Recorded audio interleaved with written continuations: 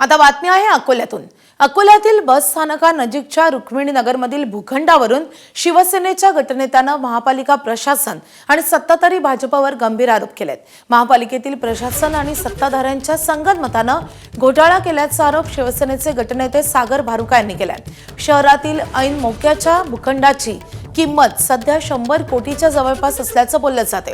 तसेच या जागेवर सुरू असलेले ट्रॅक्टर शोरूम आणि हॉटेल कुणाच्या आशीर्वादाने सुरू आहे असा सवालही उपस्थित करण्यात आलाय।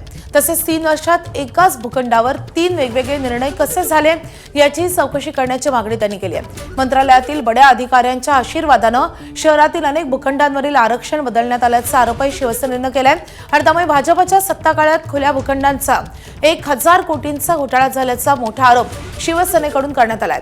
तर दुसरीकडे महानगरपालिकेने हे सर्व आरोप फेटाळून लावलेत।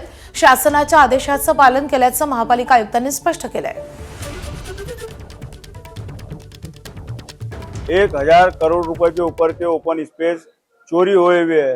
ये हम जो अकोला में जो डेवलपमेंट प्लान है, विकास आराखड़ा, उसमें भी जो मेरे प्रभाग की मैं चोरी बता रहा हूँ, उसमें भी ये ग्रीन जोन ओपन स्पेस बताया है।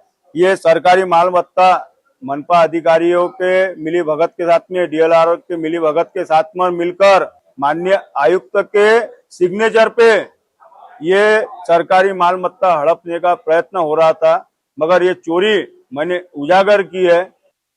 जागेवरच्या हिरव्या रंगाच्या संदर्भामध्ये शासन स्तरावरून आदेश प्राप्त झाले होते की ही ड्राफ्ट्समन एरर आहे आणि ती आपण दुरुस्त करावी।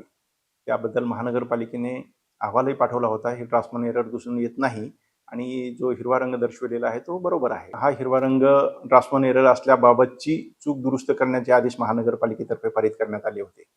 तदनंतर शासनाकडे या संदर्भात तक्रारी प्राप्त झाल्यास शासनाने जो आदेश पारित केलेला होता ड्राफ्ट्समन एरर दुरुस्त करण्याबाबतचा, तो आदेश रद्द करावा अशा प्रकारचे त्यांनी आदेश दिलेले आहेत आणि त्या संदर्भामध्ये महानगरपालिका ते आदेश रद्द करण्याची कारवाई करत आहे। एबीपी माझा, उघडा डोळे बघा नीट।